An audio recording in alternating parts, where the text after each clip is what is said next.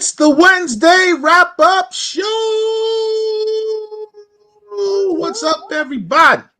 What's going on? Hello.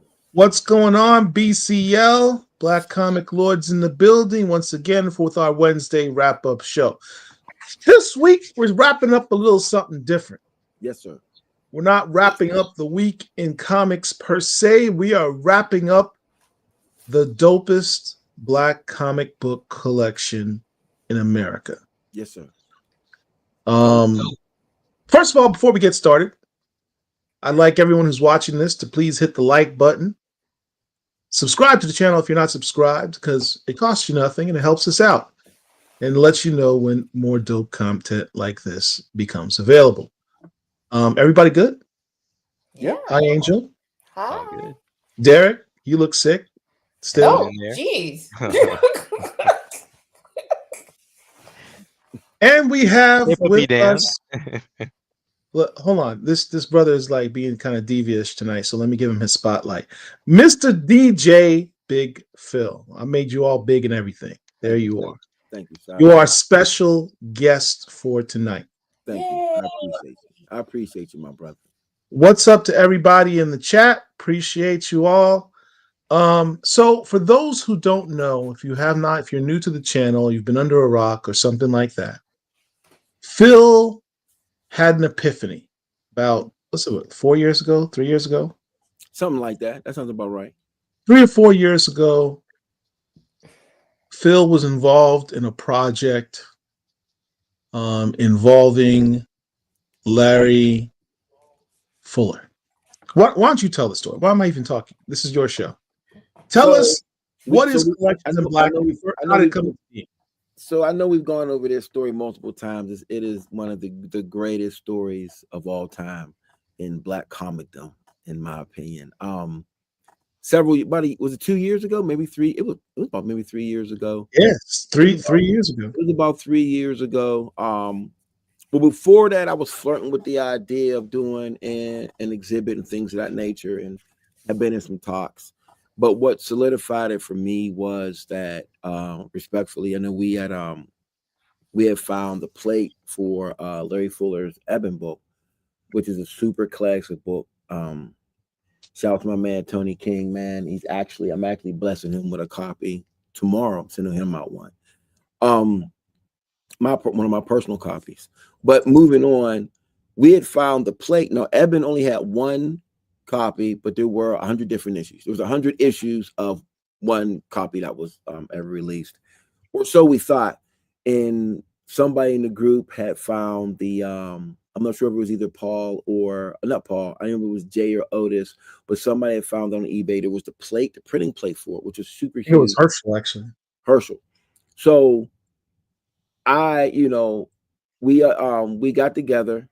And I forget whoever spearheaded it, got together, put everybody together, and we all put our money together to get the plate and to gift it to Brother Fuller. I wanted to document it because I felt like this was a piece of comic book history. This was a piece of not just Black comic book history, but comic book history because of the contributions that the great Larry Fuller has done to the comics community. And the fact that we found this artifact, I felt like it needed to be documented. How we were going to document it would have been different variables, even if it was just us documenting us talking, because we had some video messages within the collectors that were so epic, and everybody talking, just have all these dope Black collectors from all over the United States pulling together to buy this piece to give to Brother Fuller. To make a long story short, a lot of people didn't want to document it. They were like, that's not why we were doing it. And my argument was, it's important. I said, if it was Stanley or Jack Kirby or somebody like that, there wouldn't have been any hesitation in telling that story. We talk about our history being hidden all the time, so I'm not into self-hiding my history. And I was very vocal about it, respectfully, and I respect everybody's opinion. So I still gave my money. I still thought it was a dope thing, and we decided not to document it. Well, not too long after that, and they were like, Larry Fuller doesn't, he doesn't want to do anything like that. He's not interested in that. Next thing you know, I get a video of Larry Fuller in LA at a whole exhibit full of Eben stuff and Eben pops, and there's the Eben plate and all that. And I was like, yeah, I was right. And from then I said, I'm not asking nobody's permission to do nothing else from here on out, and I'm just gonna do whatever I could do on my own, which I can. So I went back to my original space, and it just motivated me to make sure our stories are getting told. That was my whole thing. My whole thing for Collections in Black, me going around the country, grabbing books, grabbing artwork, was so that our stories are told, because our stories are just important to comic book history overall. And I also let me pause you right there. Yes, sir. Because one of the things that you and I have spoken about before is what does it mean to be Collections in Black? And one of the things that you mentioned in terms of your impetus for doing it was the idea that you're watching this event centered around Eben and Larry Fuller's work on it and this plate. It was capturing a moment. Yes, sir. Right? It was capturing a moment, and you talked about the importance of documenting our history. Right. And that was an example of capturing a piece of our history, a moment of our history, and solidifying it in a cogent manner that people could appreciate and retain. So what? Because you say collections, because you could say I have a Black comic book collection, for sure, but yours is actually called Collections, plural, in Black. What does that mean? Because there's many facets to it. My collection level runs from, started off with comic books, and Collections in Black, the exhibit turned into a focus on the original art. But even with Collections in Black, it's a focus on not just the art or the artists or the collectors or the culture around it. It's collecting it all together, and it all has cultural significance. So, like, for instance, we have some toys in the exhibit. They're all Mego toys, but they're all the Black Mego toys. So, for instance, you would have your Nubia. Like, a lot of people don't, people think Nubia is new. Nubia has been out for decades. Nubia was actually even going to be on the Wonder Woman TV show with Linda Carter, to the point where they had even produced the toys, but the show had got canceled, but the toys were still produced. So there is a Nubia doll. Like, people are like, well, where are these Black dolls? We don't have those. Yeah, I had them when we were kids. I don't know where this new, we never had those. They were around. I got them during my exhibit. I got Nubia still in the box. We got Lieutenant Uhura from Star Trek. I got multiple ones of those. We had the Falcon. Back in the day, I remember pulling the Falcon off the shelf. It's the shelf. My fault. My dad getting the Falcon off the shelf and he made sure we had the Black one. We had our Batman, we had our Spider-Man, but one of y'all gonna get the Falcon. So we had the Falcon as well. So I'm into comic books as a whole. I'm into the culture as a whole, but I also believe that it's just important that we get the information out about our culture and our significance to the culture that we love so much. That is part of this being in this collectible market. So talk about your curation process. How did you talked about going around the country and collecting different things? What was that process? I didn't have any Kickstarters, or I didn't do anything like that. I just got up and made a move. I said, let me go ahead and start doing this. I mean, the good thing is that I have a lot of different relationships with people, right? So with me having these different relationships with people, so for instance, I could go over Otis's crib. Shout out to Otis, Black Lion, and I could holler at Otis about some pieces that I want for my exhibit. I can link up with my man John Garner in VA and film him. I went out to I was also on VA with Duran, and I filmed him as well. I went to Shauna Graham, Billy Graham's people. I went to the Billy Graham estates and was blessed with pieces. I bought all of those pieces though, because none of those are going back. I bought those. So it was just, I decided to get up. I used the relationships that I had, and I went and I linked up with people.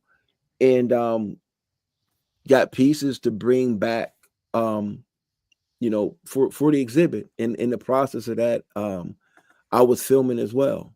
So that's, you know, I think that's part of the process. I hit up all the different museums, exhibits, black this, black that, but you know, nobody was doing you know, what I was doing, in my opinion. Nobody was doing original artwork, solely original artwork. And no disrespect to any of the other galleries or cons or exhibits or whatever, but nobody was doing it like that. You know, I can put everything on that. Nobody, we can't argue with that. And I think there are some really dope ones. And I went and I spent my money at all these other ones. And I think they're dope. But I feel like, you know, what I bring to the table is different than what anybody else does. And anybody else that does what I do afterwards, just know you got the idea from me first. That's all right. My feelings ain't hurt. You know. So, all right, let's take a look at some of the things. I think we were just scrolling through some of the slides here. Let's start from the beginning. Well, before we go through the slides, let me give people some more history, man. Because I don't want, you know, I want to give a shout out to the August Wilson Center here in Pittsburgh, the world famous August Wilson Cultural Center. You know, you know, they blessed me. They allowed me to do what I wanted to do, and that was to come in and get it done. I mean, I think at first there were some, you know. Also, I wanted to make sure that comic art's place was solidified next to what we call fine art. So you go to these museums and they look at comic art like it's nothing. You know, I wanted to legitimize the art form. Not that I need to legitimize the art form, but you know what I'm saying. Mm-hmm. I wanted to make sure that, you know, these people who are like, you know, we don't mess with no comics. You know, we throw these bananas on the wall and sell them for $1 million. Like, nah, that's cool, but that's not what we doing. I need you to look at these masterpieces by Billy Graham, Still Freeze, Lashley, J. Scott Campbell, Sienkiewicz. Like this is high art. Comic book art is high art. All of it, absolutely not. But when comic book art, there isn't a ceiling. You know, you could put some of these painted covers and things up against anything. It's incredible. But the problem is that we look at it as we look at the root of it being comic. So people don't want to give it don't want to give it its props. You know, even when you look at some of the movies have more drama and great acting in it. But the fact that these people got on capes and cows, you know, they don't want to nominate it, but then they wind up nominating the wrong stuff. But that's a whole nother conversation. But it was important for me to, you know, I wanted to make sure that we could put these pages up on the wall and people will sit there and go, oh, this is dope. And I feel like I've done it. I've done something that when people come, they see what's going on in the exhibit and they always walk up to me and they, you know, they're thanking me for putting something like this together. And for me, you know, I didn't do it for me. I did it for the culture. I did it for the kids. I always have kid groups come in all the time and I talk to them all the time. And I just did it because it was something that needed to be done, if that makes any sense. How did you get hooked up with the August Wilson Center? Well, I'm that guy. What can I say? I'm from Pittsburgh. The CEO Janice and my people, these are people that I know. Like I'm one of these dudes who I know everybody. I know people in the cultural trust. The mayor's my homeboy. Like I'm the real deal. I'm not your typical comic dude who sits at the crib all day, ain't never had a girlfriend, ain't never been out, ain't never dated nobody over 3. I mean, I'm just keeping it 100, man. I'm out there. I'm out there. I'm just saying, cause there's a difference. You know, I know what I'm doing out here. I mean, so I've dealt with these individuals in different capacities, you know. So that's, you know, I'm just telling the truth. So one of the things that you posted recently was seeing a group of kids. I think it was from your mother's school. I think your mother's an educator. Yeah. And they came out to see the exhibit and seeing their reactions. Right.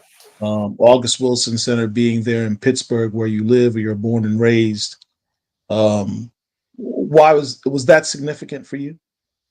Oh yeah, man. I mean, Big Phil love the kids. I talk to myself in third person, but it's dope because for one, it's something that I have my own I have my own kids. I've always worked in the community. That's something that I'm big on, and the kids are the future. Without having these kids in there, we want to make sure that the culture, information for the culture, still goes on. And the one thing that I will say that I was very pleasantly surprised with this group of kids was that because we always talk about how kids don't read comics, right? And we think these were all 8th graders, and we think that kids don't know artists, they don't know writers. So one of the kids had sat there and he said to me, he was walking and he's looking at all the different images. He said, "Man, I want to do something like this." He said, "Man, he said, I want my art to be up in something like this one day." And that made me feel good, and I said, "Man, this is something you can do." He said, "Man, I read comics." I said, "For real?" I said, "Well, what do you like to read?" And he gave me, he gave me a couple basics that anybody would know. But then he said to me, "But when I go to the comic shops," and my ears perked. I said, "Oh." He says, "When I go to the comic shops, I love picking up the Scotty Young variants." Now, that's very specific for 8th grade. Yeah. And of course, that kid that you were speaking to 20 years from now is probably going to win an Eisner. And in his speech, he's probably going to talk about that moment he had with you. Who possibly? I mean, that would be a great moment. I mean, it's for him to say, and it's just for him to say a specific artist. Because when we were younger, we would say artists. We like different particular artists. Like these kids like characters, moments, and things of that nature. You know what I mean? So for him to say, "Man, I really like Scotty Young, and I always pick up his variants." This is an 8th grader. Right. And the fact that I was able to walk him over to a Scotty Young cover that I have in the exhibit, which is actually a very significant cover, it made it what it was supposed to be. You know what I mean? It was the Black Panther cover where he's pouncing or whatever, and he was like, "Oh man, that's crazy." And we just sat there, and we talked about that one right there, that first one.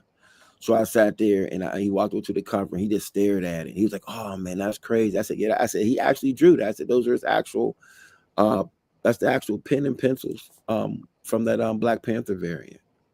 So it's moments like this that that make it all worth it. And there's been so many. I mean, this week alone, the closing was on Sunday, and we have the closing reception tomorrow. And last week, Thursday, Friday, and Saturday, I had schools and youth groups come in. And when people call and when they ask me, when they ask, "Hey, we're coming in," and if they call and let me know people are coming in, I try not to miss it. Anytime I've been asked to come in, I've come in. I'll put it like that. I haven't missed anything on purpose. And if I did, it was because the information may have got crossed up. But yeah, Thursday, Friday, and Saturday, I was at the exhibit, giving tours. And I don't get paid to give these tours. I just make sure, because I feel like I want the information, I want the history to be right. So that's why I'm there. Well, you had some pieces that you wish for us to share. What would you like to start? Let me ask you this. Before we do that, Paul, you came to the exhibit. I did. So, what was your take? Or better yet, you ain't even got to show your take. Why don't you just show the clip of me and you at the exhibit, sir? It's already uploaded right now. That's a good look. That's how we do that. Come on, man. It's 2025. We got things pre-recorded, baby. Let's go, man. It's like sports. That's not one of the ones on that. Yes, it is. Channel. Yes, it is. Yes, it is. All right, let me reload. Go right there, baby. I'm gonna tell you nothing wrong now. Yes, it is. Come on. Let's take a look at it. Let's take a look, brother.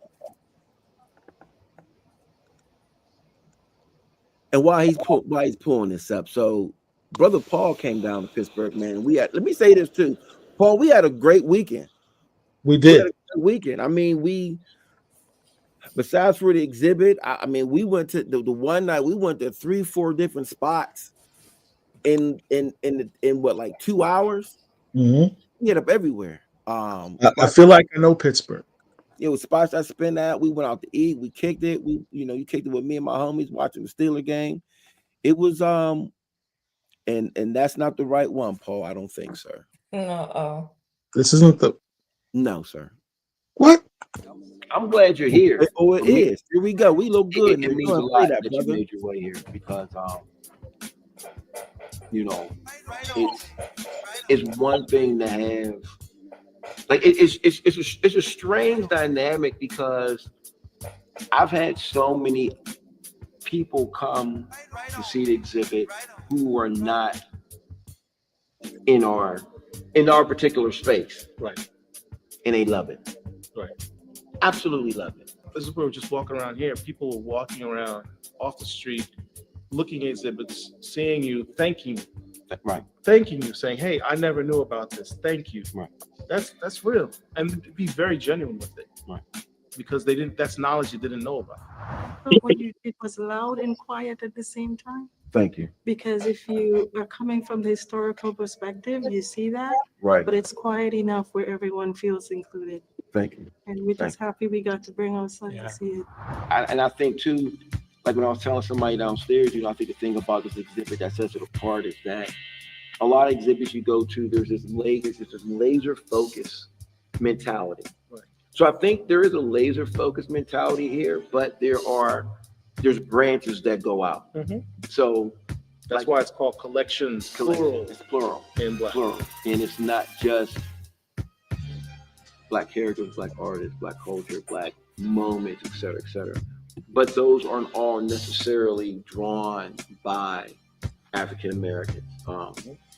But they're still play a part in the experience. Mm-hmm. If we were capturing the experience. If we were to alienate everybody from out of the culture, we'd have no Black Panther. Right. And we can argue that all day. We can have people that have those issues with it, but we wouldn't have that. But it's also important to see the interpretation of Black Panther through a Brian Stilfree, or to see it through the lens of like a Ken Lashley, just because of what it means to them. That doesn't mean that J. Scott Campbell can't do it though, Black Panther, because if I said that, I'd be lying. One of the greatest Black Panther covers is Black Panther #5, with Storm, T'Challa, Shuri, like he's captured, everything. But I think it's also that when you love a character, it kind of translates into, into the finished product. But you can also love a character and not be a good artist. So I guess that doesn't count either. I missed the details before that you had Billy Graham, Matt Baker, Jack Gomez, and Arvell Jones on there. That's nice. It's a nice touch. Appreciate you. I mean, it's what we do. Wish I had me a Black Comic Lord sticker. I'd stick in the corner. Yes, sir. And a shout out to I forgot to mention that we did the mural at the Cut and Blade Barbershop. Shout out to my man Shane and all the really dope graffiti artists that did that. I'm a hip hop head, so we had to have some hip hop in this as well. It's if I'm gonna do something, I'm gonna do it for real. And like I said, the exhibit's been up for months. I've been talking about it for months. People are like, I'm gonna get out there, man. Listen, tomorrow, shout out to my man Newton. Newton's flying in tomorrow for the closing. Newton Lavoie. Yeah, that brother right there, Keith and Keisha. He's coming out tomorrow to the exhibit. And shout out to everybody. Shout out to Dennis Cowan in the building. Shout out to Dennis Cowan, the GOAT. Cowan, I can't wait to see you at OAX. And when you see the collections in Black mural that we put not the collections in Black gallery that we put together, man, I hope you're gonna, I hope there's something there you're gonna look and go, ooh, that's crazy. And gonna be talking to you about getting in this panel, but we'll get to that later. But Yeah, the mural was something dope, man. Shout out to Dennis Cowan one more time. The mural was dope, man. I said, it's, we got the exhibit, and the mural's going to be there, like Harrisman says, forever. And the respect that we get, nobody went over it, nobody put any tags on it. Like that's real. That's real, and it's in a neighborhood, you know what I mean? So it's and I had to give respect to all the artists that are on there. And I wish I would have put BCL on there, next time. Next time. But you can always come to Pittsburgh and come see the mural. And yeah, go ahead. I'm sorry, man. I don't mean to do all this talking. No. You're good. You're good. I wanted to know where is it that you wanted to start? Because you gave us shout out to big OG Rich in the building, sneaking in late. That's all right. OG Rich allowed to, man, Pastor, man. We can't talk bad about the pay. We ain't messing the church's money now. We love Rich. We love Rich. What's going on? How y'all doing? Chilling, brother. Chilling. That's what's up. But it's been a labor of love doing this, and like I said, I think we've talked about it so much, so I kind of like just ran through it. But I don't take this for granted either. I've had so many people come in and see the exhibit. I've had, Paul, you were there when whose people came in there? It was Joe Lewis's nephew. Joe Lewis's nephews came in to see the exhibit. Was an incredible moment. I mean, you asked me before what was my impression of that weekend that I came up there. We walk in, it's on 2 levels. The first floor just has some generalized pieces. And as I first got there, I'm like, oh, okay, it's a lot smaller than I thought it would be. Mm-hmm. And I'm looking around, and there's like I think you had some of the more modern books on the lower level. Mm-hmm. And this young sister comes in with her boyfriend, and she gets all excited. She's yelling at her boyfriend, look. She's like, the girl's name is Keisha, just like mine. She's like, I really love that. I dig that. And then Phil, is like, this is done by a brother by the name of Newton Lavoie, and give me your information. I'll make sure you get a book. That's Phil. No hate whatsoever. That's Phil. Engaging with people, shouting out people, willing to do whatever it takes to make a person, if they like a book, to get into the book. That was a dope moment. And that's the stuff you don't really see on the film, but that shows you more of the man. But then I was like, oh, this is nice. He's like, oh, there's more. We gotta go upstairs. Oh, there's more? You go upstairs. And as you walk through the doors, obviously there's a display case. He's got all these keys all over the place. Then you turn to the left to go into the actual exhibit. The first thing you see is this picture right here. The brown bomber, Joe Louis. And then at first I was like, wow, you have the original page. Do you have the original page? He's like, yeah. He says, I have the original pages. Plural. What are you talking about? Brother had the entire book, the whole story. He had the entire story. Phil, tell the people what is the significance of this particular piece. So the Brown Bomber was in a book called True Comics #5. True Comics #5 came out in the year 1941. The significance of True Comics #5 is that True Comics #5 featured the very first time an African American was featured prominently on the cover and inside of the book, featured in a positive manner. Yeah. Before that, we were looked upon as coons, buffoons, sidekicks, jokes, etc., etc. The imagery was very much caricatures and minstrels. For sure. 1941. So this John was, and I wish I had a picture with all 5 of them up on the wall. There should be one in there. But the beauty of this is that I own the entire story. I own all the pages to this story. It's not in the Smithsonian. It's not in somewhere else. It's not in somebody's crazy, it's not owned by somebody with a hedge fund. I own it. And to me, it is the most important piece of original artwork culturally. Culturally, it's the most important piece of Black cultural artwork across the country. You can argue about the first appearance or whoever you want to, but the first time we were depicted positive in a positive fashion back in 1941, and for them to still have lasted all this time. And here's the thing. Comic book art was disposable back then. It was disposable. Yeah. Nobody kept it. And then imagine comic book art of this nature. You know what I mean? And for you to have this in this condition is crazy. It's insane. It's absolutely insane. Comic books back in the day were almost just disposable. They're like newspapers. Like you read it, you toss it to the side. Well, they started in newspapers. They were the comic strips before they were books. Yeah. The crazy thing about this moment when I saw these pages is not more than 15, 20 minutes later.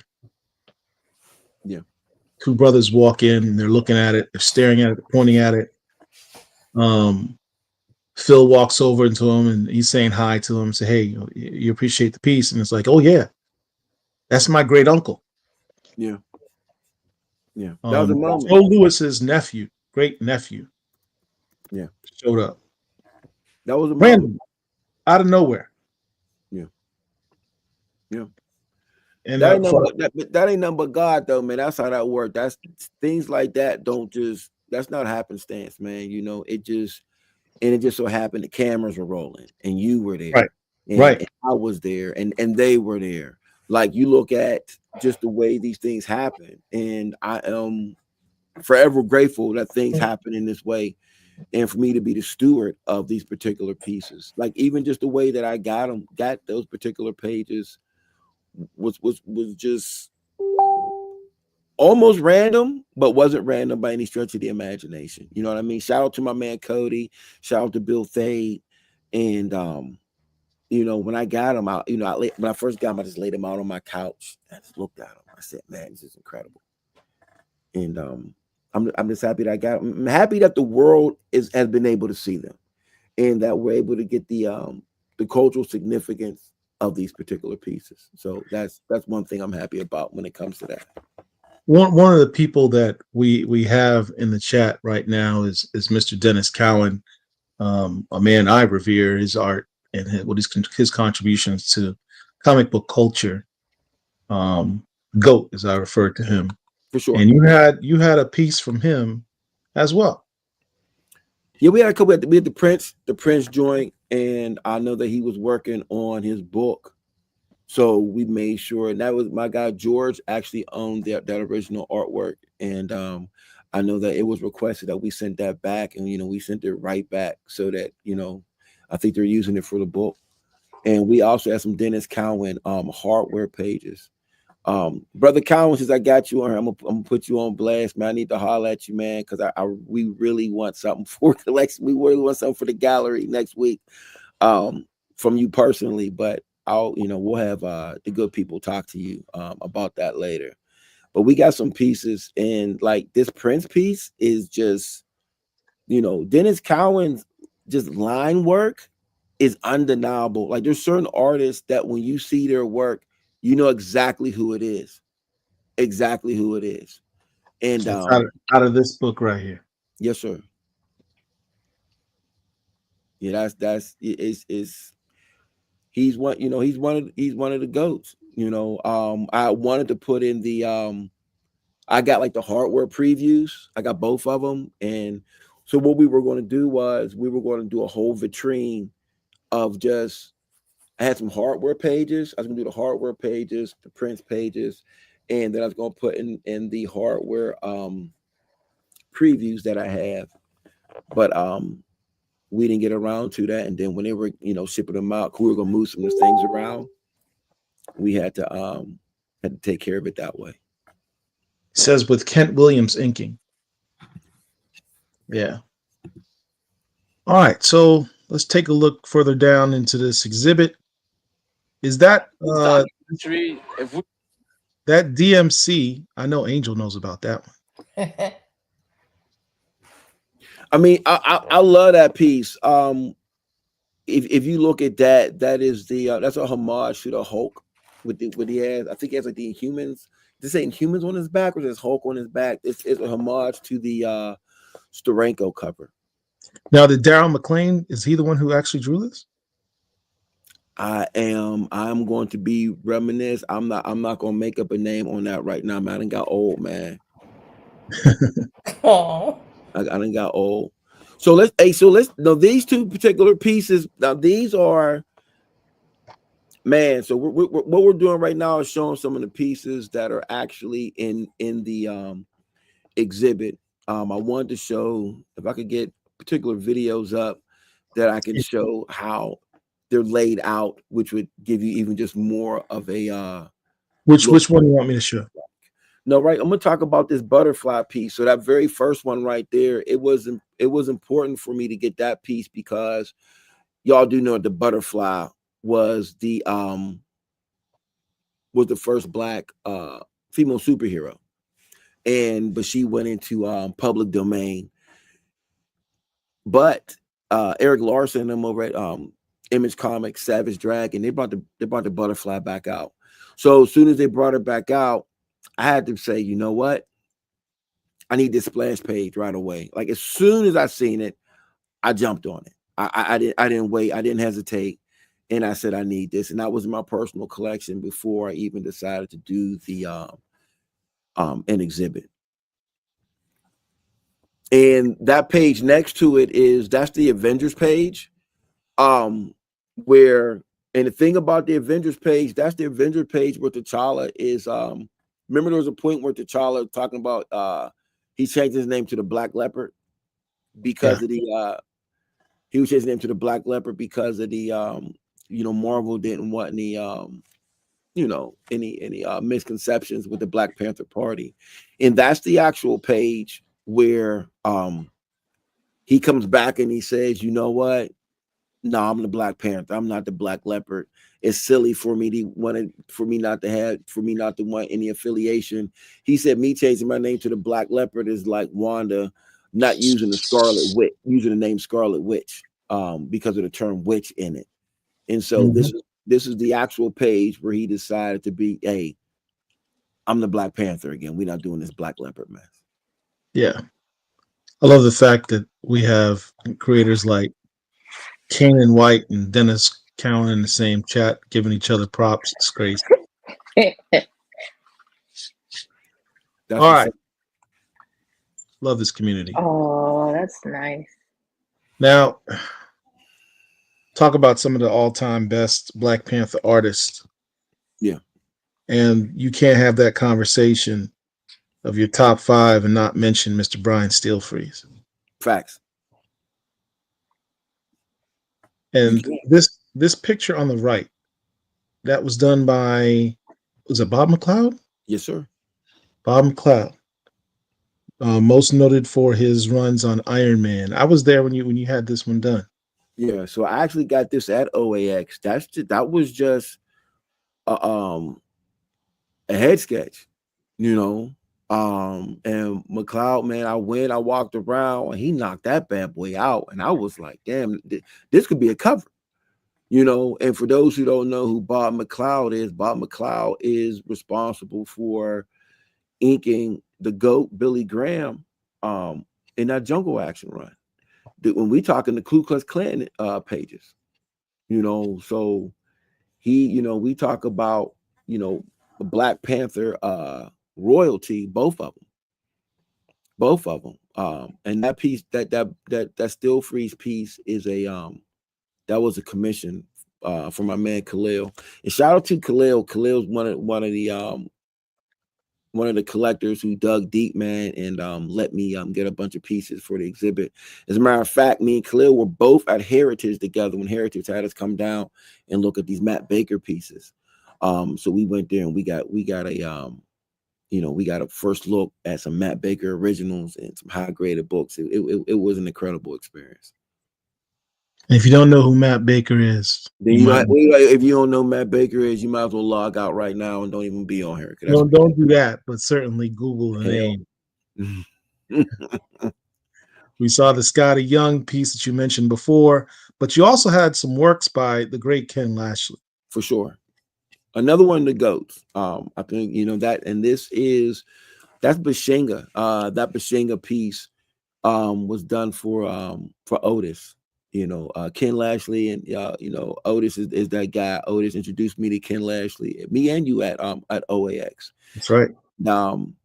Otis has some really nice commissions from Brother Lashley, and we even when we sat there and we talked to Lashley, when Casper comes in, we'll drop the OAX video. But when we sat there and we talked to Lashley, man, he dropped some gems on us. And that was really a dope moment, in my opinion. And people, it's important that we as collectors, I mean, we all may not be able to afford original art, but there are pieces that you can afford. These are one-of-one pieces. You know what I'm saying? They're one-of-one. Say that part again. Explain that concept. They're one-of-one. These are the pieces that these artists actually touched, put their hands to the pen and pencil, and it's important that we kind of preserve these, and we the more of us that start to collect original art expos coming up, it's an education, and it's important, and it's another form of investment, because now you're in a totally different world. A piece you may buy for $50 or $100 or $200 today may be a piece that's worth thousands tomorrow or hundreds tomorrow. You never know when a particular character may become important, or a moment may become important. But also, we need to support these artists. A lot of these artists, they don't, they make their money off the comics and things of that nature. But when you go to these art fairs and these comic conventions, and they're selling pieces for $100, $200, $300, buy those pieces. Show some respect, and especially to some of the OGs who aren't necessarily getting a lot of the work. We always talk about supporting the community and supporting our people. Of course, buy the comics, but they only get paid once for the comic. They don't keep getting paid if you trade them and you buy them over and over again. I love, when it's funny because I wanted to get a Dennis Cowan piece, but Dennis Cowan, his pieces sold out already. And that's dope. Sold out already for OAX. Matter of fact, I think Paul bought the last two pieces with his greedy self. But Calvin, I'll see you next week, and hopefully I'll get one. And but original art is not as hard as you think it is to come by. You can get some really dope pieces online. And I would suggest everybody to at least have one piece of original art. And it just makes sense. It's dope. It's an appreciation for the art form. And also, with so many people being digital, and there's nothing wrong with digital art. Well, remember, now original art is starting to be a scarcity. So, I'm just, hey, I'm just trying to spread the wealth, trying to spread the knowledge. That's all. Message. Yes, all sir. Right. Now, let's start with this piece. Whoa, Paul, Dennis Cowan, just finish your pieces. Mr. Cowman, you and I are going to have a long conversation, sir. All right. I'll see you in a Go ahead. Talk about this piece on the left. Man, so that so these two pieces are some incredible pieces by two of the greatest artists that we have in the business right now. You got that J. Scott Campbell, and you got Asad Ribic. What's dope about that J. Scott Campbell is that was the first time that Shuri was in costume. Now, I will say that the Larry Stroman annual was actually the first time, but this one is kind of regarded as the first time. Certainly the first on the cover, I believe. On the cover. And this is such an iconic piece. This piece is owned by the big homie Khalil. You got Storm, you have T'Challa, you have Shuri. And it's funny because when you look at original art, the black and white, a lot of times there's details that you miss once the pages are colored, once they're in a comic. And then also you got to look at it like this. you know, and I apologize if I sound like I'm preaching art today, but the way you view one piece of artwork is different than when you read a comic. And I'm gonna tell you why. Because when you read a comic, you're focused on the story and the art and the pacing and the characters. So you know, and that the beauty of comics is that you're so immersed into that, right? You get immersed into that. Now, with the original art, whether it's a commission, but we'll stick with original art from an actual book, and you have that one page. Now it's something that you're just looking at by itself. And now you're sitting here and you're really studying it, and you're like, okay, oh, and you'll see things you didn't see before. It's like at the bottom, you see those skulls. Those skulls are covered up by the little bottom corner box, the little UPC. So you don't really see that on the cover. You know what I'm saying? You know, the other thing that's really cool about collect, because it's let me warn y'all. I mean, Phil's talking about go ahead and buy it. It's addictive. Yes, When you buy your first original art piece, yes, sir. you're gonna want more. Yes, But the other aspect of why it's so dope to collect it, beyond looking at the art, you can actually see the brush strokes. You can see the pencil marks, and you can see, like, you know, it's almost like you could see where the artist was going with it with the art. right. But the other aspect that makes it cool in terms of this one-in-one concept is capturing important events in comic book history or time. This piece on the right, I'm still a little bitter about that he owns this and I don't. Admittedly, I'm jealous. For Black Panther fans, one of the coolest things is when T'Challa became King of the Dead. Yes, And sir. what he did in buying this piece and securing this piece, he has the first moment that T'Challa flexed his King of the Dead powers. Yeah. This is the page. This is the first time in comics history that he did that. And he has the one-in-one picture of that moment. This is a key moment that he has the original of. No one else can have this. Yeah, that's mine. That's mine. dope. I seen it. You know, I'm an Asar Ribic fan. I sat there and I watched this dude draw one time, and I was like, "Ooh, this is crazy." But you know, I'm a Black Panther fan. I'm a Secret Wars fan. I think Secret Wars, if done right, is going to blow people's minds if they do it right. And when I seen this piece, I just had to have it. There were nobody else was going to get this, and I think a lot of times too.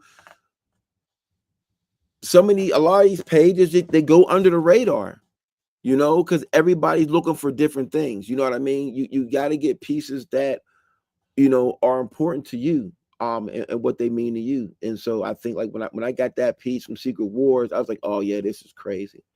So, the J. Scott Campbell Black Panther page isn't mine. That's Khalil's page. And I'm gonna tell his story since he's not here. Khalil told me he met J. Scott Campbell years ago. It's before the Black Panther movie came out, and Campbell was selling pages, and he asked him, did he have any Black Panther pages? And he was like, man, those don't really sell. I'll see if I brought any with me if they're in my hotel. Remember, this is before the movie came out. Right. They go back, and this is sitting there, and a couple other covers. It's just sitting there. So he scooped it up. He had to have it. It cost him a couple dollars, but nowhere near what it's worth now. You know what I mean? When the movie came out, that thing skyrocketed. Great investment too. Hey, brother Paul, before we go into that, if you see the on the YouTube, you see where I got the Matt Todd, I think that should be up there now.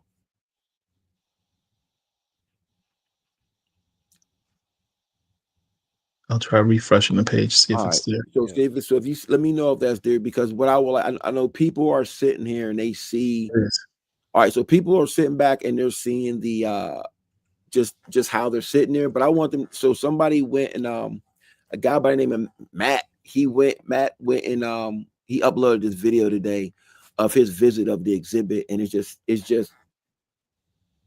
show. So people will get a feel for what the exhibit actually looks like.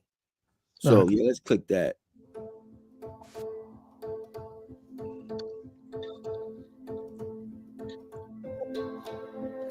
Yeah, it's the real deal, people.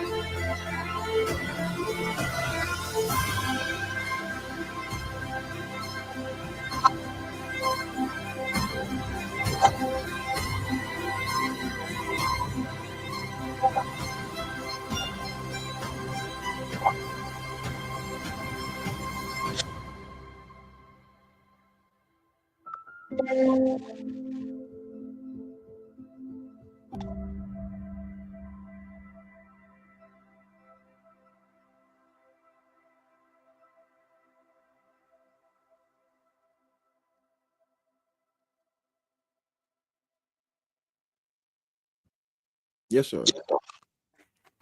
I saw here towards the end of that video, you even had animation cells from cartoons back in the day. Brown Hornet was on there. Yeah, listen, he set me up because I something. It's a setup. It's a setup moment. Go ahead, Paul. Keep setting me up.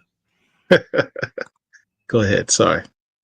No, so I'm a big collector of animation, and it's important. And I have some Brown Hornet stuff up there. I got some Black Panther. I got is a micro woman and super stretch. And shout out to the big homie Sanford Green in the building too. I can't wait to see you next week. Also, it's just, for me, this whole thing it's just a labor of love, to be honest with you, and to make sure it was done right. And I wanted to make sure that even animation cells were represented in the exhibit as well. So that's why I made sure those were in there, because it's important, and also we have this misconception that we didn't, that we weren't in these cartoons. I mean, Fat Albert ran for so long, and we had even before that, we had superheroes in there as well. So Brown Hornet was one of the first cartoon superheroes I was getting into. Yeah, a lot of us, Matthew Todd in the building, man. Thank you, bro, for putting up that piece together. I didn't put that one together. It was just, I saw that and I said, let me go ahead and throw this on her. Usually I only throw my stuff on here, but I kind of felt the emotion in that piece. So I said, let me go ahead. That was a great video. That's a really great video. And shout out to Matthew too, because Matthew just blessed me with a still freeze piece for the gallery. So I'm not going to, you got to come out to Orlando to see that one. But we're just gonna leave it at that. So right here we have this Simone DeMeo piece. Lord have mercy. That thing look like it's digital. It is not. That is not digital by any stretch of the imagination, man. That's pencil and ink, man. It's crazy. And over to the right is one of my prized possessions. Is the Billy Graham hip hop pieces, and a lot of people don't know that Billy Graham did that. So Billy Graham did some pieces, some salt and pepper pieces. I seen them online. The 3 in the white are at the top. I saw those on eBay. I bought those without hesitation. I looked and I said, "Wait a minute, that's Billy Graham's signature. Ain't nowhere on earth nobody's getting that." So then after that, when I went to VA, I was at the Billy Graham Estates. I'm gonna call it the Billy Graham Estates. I was at the Billy Graham Estates, and his great niece pulled out that other piece in the middle, and I had to have it. I had to have it. So, Billy Graham being one of my favorites in hip hop, it just goes together. Shout out to my man Sean Martinborough. I talked to Sean this morning. And that's his piece from the Nancy Boys. And to the right, you have the great Larry Stroman, man. Shout out to my brother Larry Stroman, man. Love you, bro. That is his he did a variant cover for Devil Dinosaur joint. And Moon Devil Dinosaur, yeah. Yeah, the Moon Girl Devil Dinosaur, and that's really a dope piece. Really a dope piece. More Stroman. That's a Cloak and Dagger commission he did for me. And then to the right, there's just a bunch of just dope superheroes. Let me explain. I mean, you're going more Stroman. Like this is like, it's very blasé for you, but understand this piece on the right, I gave strong considerations to throwing away my entire career, committing a felony, and ripping this off the wall and running out the building. It's so dope. It's just that dope a piece. He's got all these black superheroes in one spot, done by one of the great artists of all time, Larry Stroman. Yes, sir. How do I define a great artist? We talk about that in this space all the time. Yes, sir. If I can look at your piece, I don't even need to see the signature. I don't need a byline. If I can look at the piece and say, that's Larry Stroman, that's Dennis Callan, that's Kanan White, that's Sanford Green, those names I mentioned, you can look at that art and you can immediately identify it. Facts. Because they got style. They're unique. They're creative. They're goats, And that's what a lot of this exhibit displays on many levels. Appreciate it. I mean, I'll be honest, man. I had to. Stroman's my guy. Me and Stroman I done linked up with Stroman in so many different cities. I was with him in Detroit. I was with him in New York. He came up here to Pittsburgh. That's my guy. And regardless, I keep it 100. Regardless how anybody else feels about him, that's my man. $100,000, and he's always looked out for me. He hooked me up. Me, him, my girl. Who else was with us? Todd Johnson. Man, we were in the Applebee's joint. We in Applebee's. We in Applebee's. He hooking me up with a storm commission, and that's such a dope moment. And that's actually going to be in the director's cut of the film as well. And Dennis Callan, speaking of Tribe, I had some original pages from the unreleased Tribe new book that's out. I got them. So I had those up in there. So it's just real. Tribe. Let's talk about that. Ivory edition. Yeah, let's talk about this page, this book that really should be in my collection right now, like really and truly. But somebody decided to not think of me when the moment. I'm gonna let you tell it. So that's not what happened.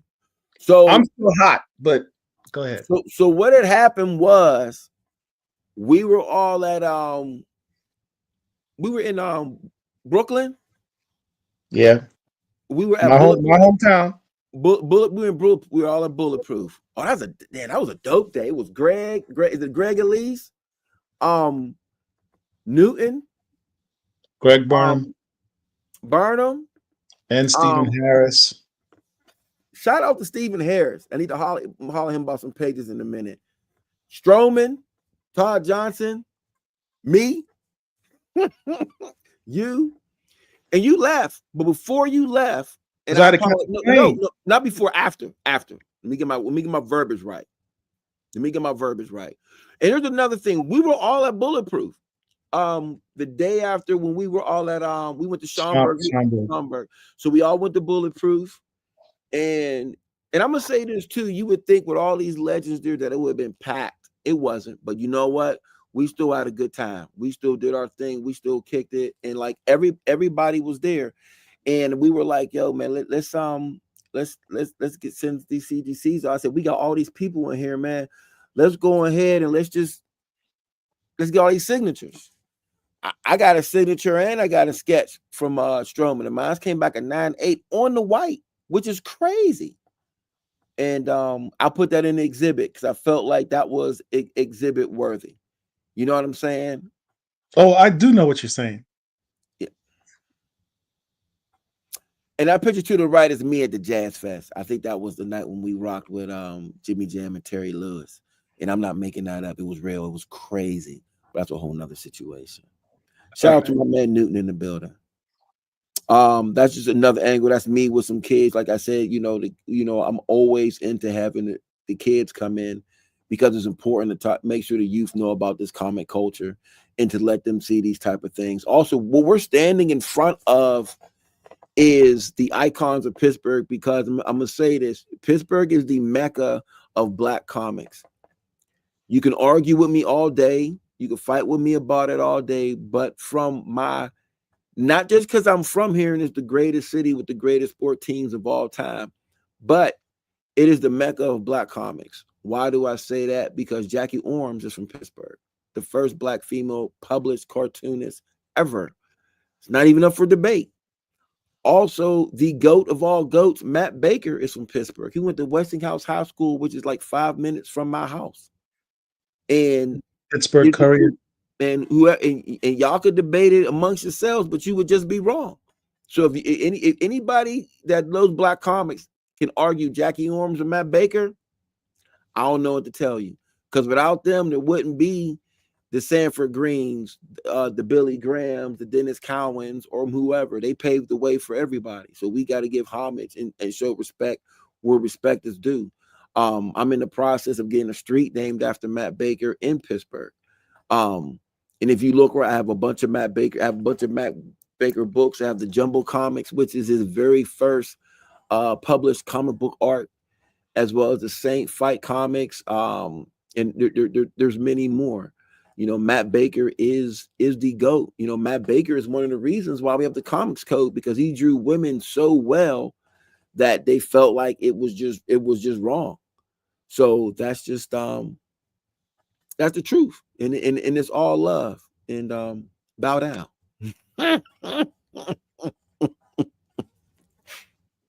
Well, is that a Crown comic? Yeah, that's Crown. You know what that is.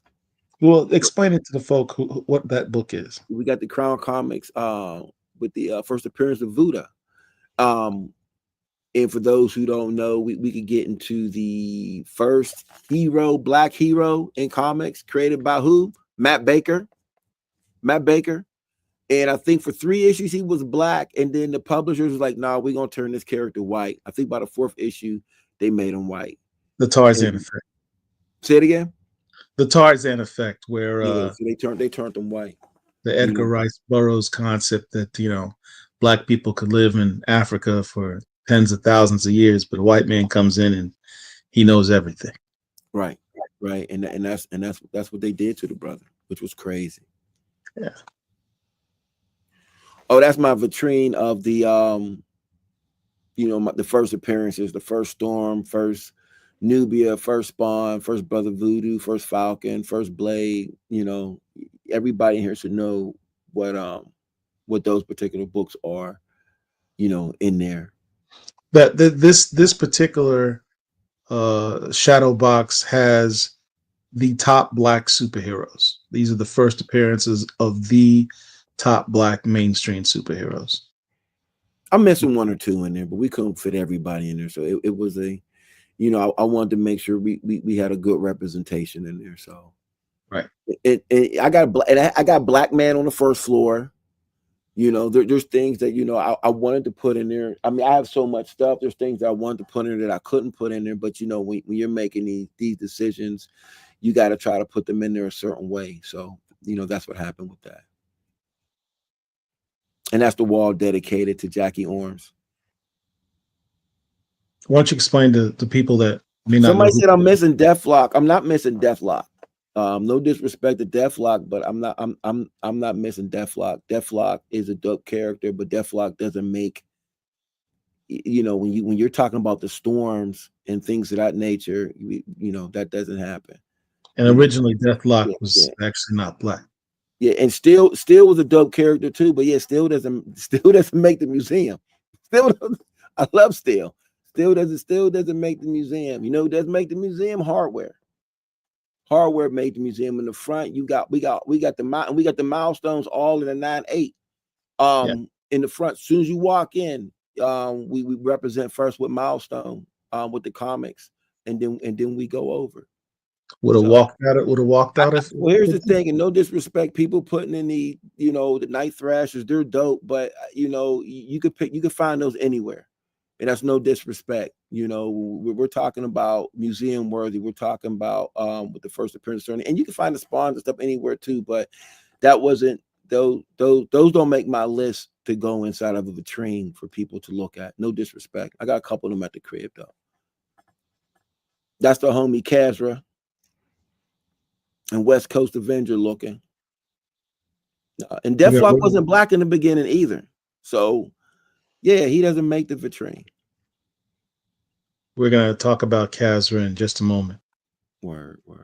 And that, you know, so I teach a multimedia class called ACH, and these were some of my students that we had some of my students come up. And like I said, you know, I always try to make time for the kids to come up and educate them about comics.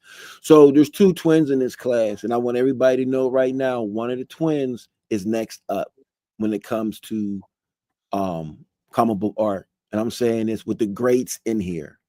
I hope to publish a book with this kid but before this year is out. I'm trying to get him published. And he draws like an adult that's trying to mimic a kid. His characters are so good. I'm trying to get his parents. Me and his parents are going to meet, and I'm definitely trying to get him published because he's that dope. So, Jude, y'all know how you didn't know, man. It's been all over the place. It's been on billboards. We've been on TV. We've been online. It's everywhere. So this group right here, this is my mom's class. And my mom works at a charter school.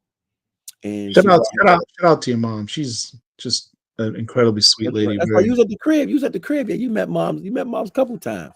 If anyone has any questions about Phil and his family, imagine Phil times like a dozen. That's his family. They're all just different versions of him.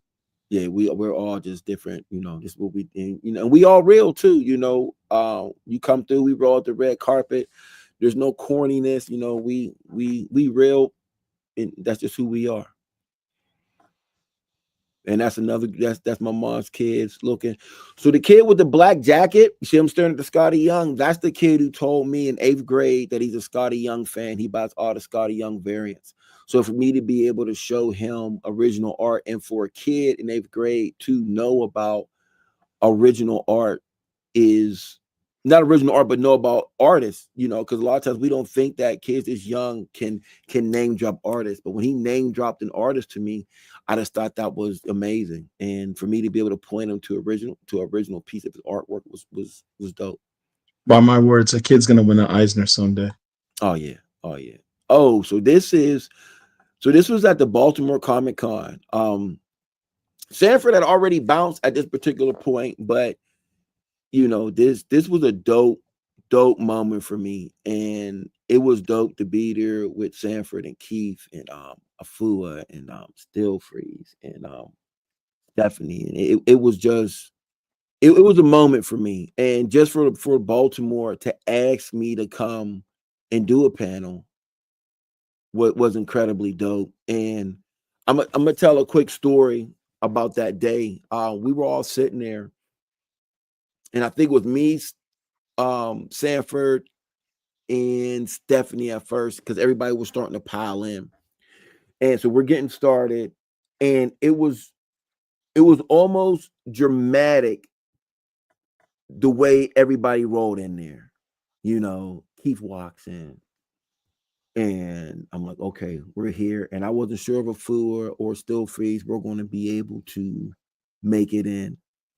Then we just see a Fu like walk down. It was like the Royal Rumble. You know how Royal Rumble is, and then somebody comes in, and so everybody looks, and we're all like, okay, this is crazy. And I'm sitting there, and I'm like, yo, everybody, the people showed up for the panel, and then Still Freeze just walks in and walks down, and Sanford like taps me on the shoulder. He says, man, I feel like you done assembled the Black Avengers or something like that. And I thought that was dope.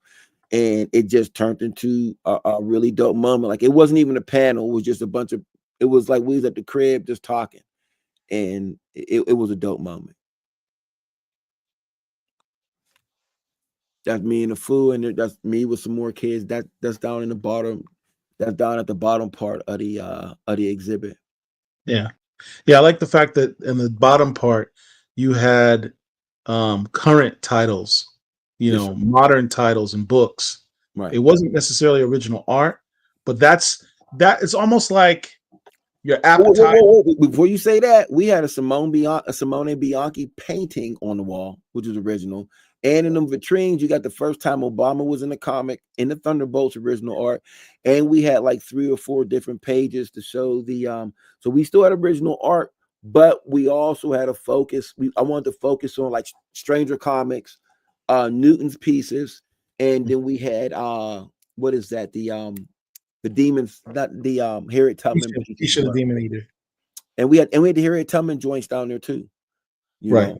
So, right. I think you had some Greg Elise stuff in there as well. Yes, sir. Yes, sir. But that floor is your appetizer. Right. I think a lot of the kids gravitate to that because these are the newer books. Yes, sir. Characters they certainly haven't seen or heard of before. Some of them. Right. So that was a great sort of prepper for them to go upstairs and see all the other work and see where all this came from. Well, I know. So tomorrow is the closing reception, and before we go to that, I know we need to get ready to bring Kazra in, right? So, but if we can we go into the OAX video piece? Okay. And well, I guess it's the OAX video piece, and maybe we could bring maybe I could preface this and talk about what it is, OAX. Because actually we got some of the major players in this chat right now who are actually going to be at OAX, Sanford Greens and Brother Cowan. And which one, the teaser or should be in the what's it labeled? One of the long ones. The long one, the with Still Freeze? Yup. Director's cut preview? Yup. Okay. Oh, hey, hold on. You know what too? Give me 1 second here. Jesus. Yeah, go ahead and let's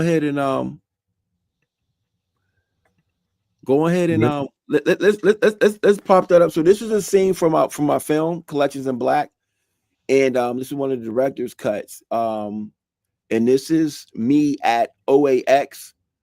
So the prefaces, we were in Miami first. My fam was DJing in Miami, so we went to Miami, and then we went to Orlando.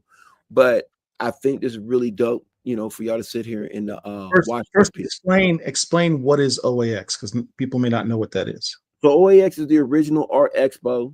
We'll have Brother Kazra.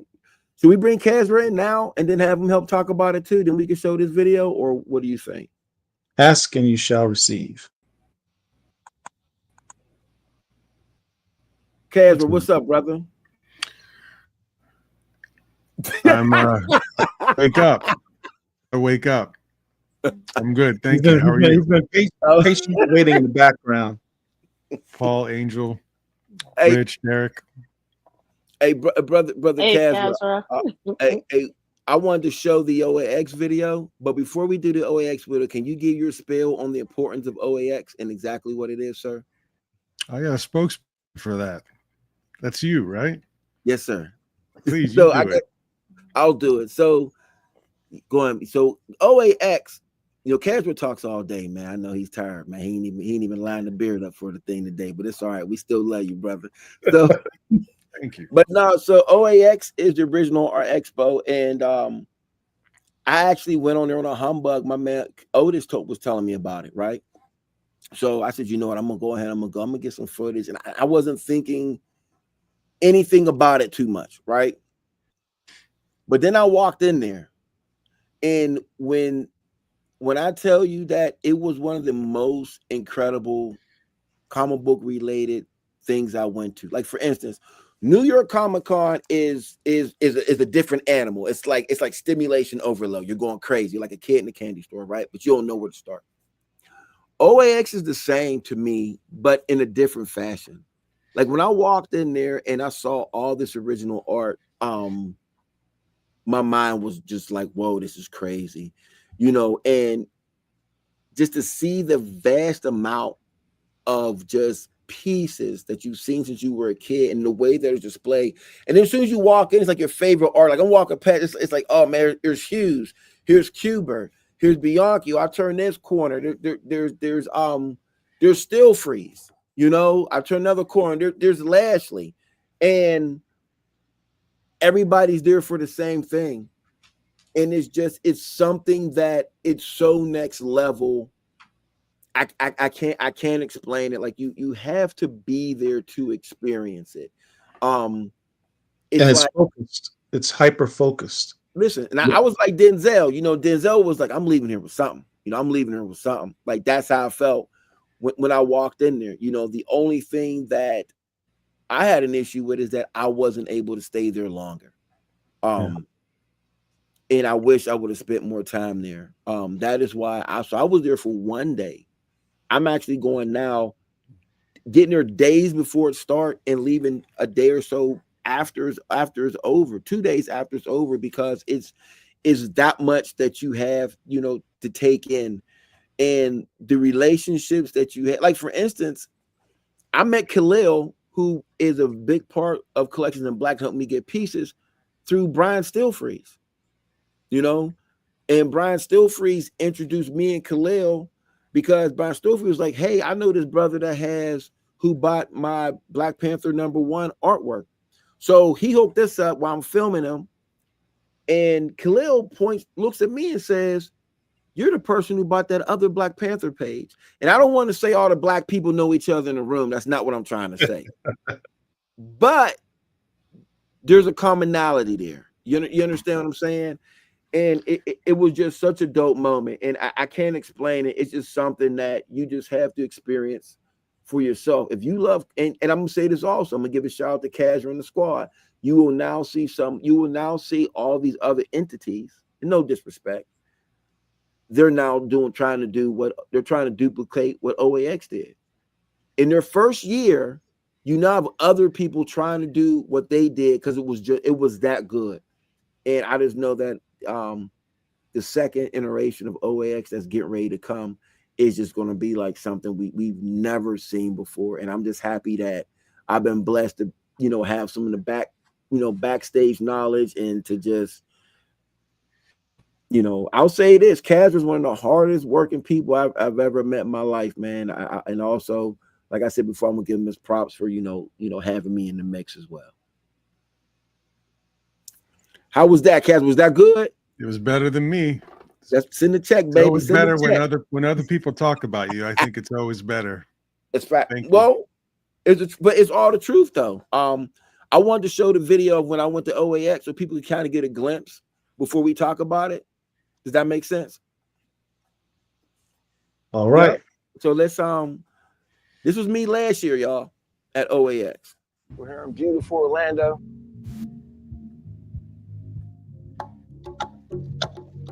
about to walk into the original art expo, and hopefully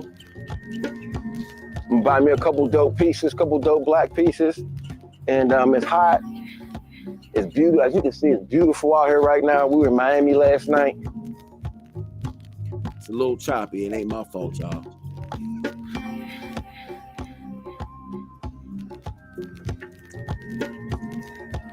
You shouldn't let me out the house. We're gonna make it smack tonight, man. But y'all ain't ready. 305. Corey was all the way in the back, yo. Corey was sitting on the engine.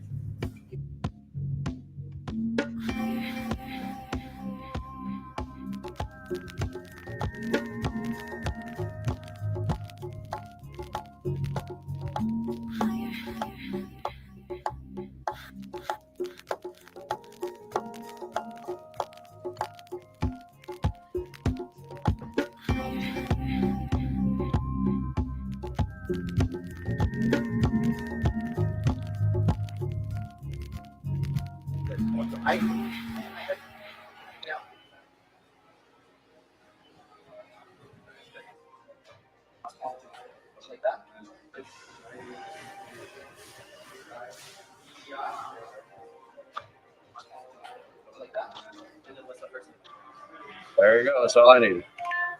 Also, Okay, the Phil chat. Thompson. Cool. Yeah. Thanks for okay, there you are. Ooh. I'm not gonna do that. Go ahead and preach your name. Oh, I'm sorry. Weekend, sorry. How you doing? How you doing? Good, how are you? All right, all right.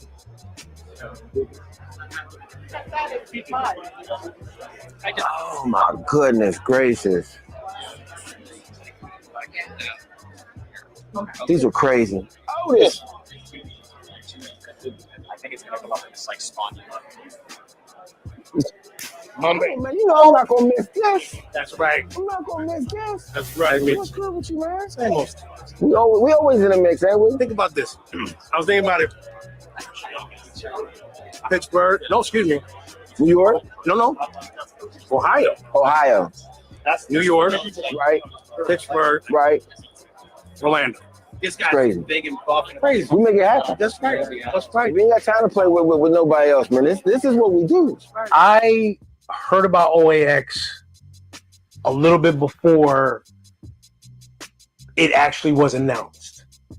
And I was very happy to like kind of be privy to that.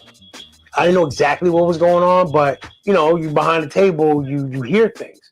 And I'm listening and I'm like, a whole convention just with original art? Like, that's wild. So to be able to go to a convention strictly original art, I was so happy that even the idea was out there. So then when they started talking about it, they started getting to where it was something. As soon as they announced it, got my tickets. This is a different level of meetings of like meeting an artist. Like this is all about artists and artwork. This whole convention, nothing but artists and artwork. Walking in there for the first time, it was beautiful. It was absolutely beautiful. You know what I'm saying? It was a different experience. Getting to look at all of that rare, one-of-a-kind artwork. Me and Phil were talking to this guy, and we said, "Do you have any Billy Graham pages?" And this man just went to this bag. He lifted up like 3 different bags that had like stacks of original art, and then he just pulls out a big stack. Just boom. There had to be at least 30 Billy Graham originals there in a plastic see-through bag under a stack of like 4 other stacks of artists. And he just boom, like it wasn't nothing. The cover to Weird Fantasy, you know, pieces that are like $250,000. Like, this is wild. That's not the actual cover, is it? Yeah. Which one? This Weird Fantasy. signed by Bradbury, Feldstein, Al Williamson did the pencils. Oh, you know the story inside? Come on. You're disrespecting me by asking me that. Of course I do.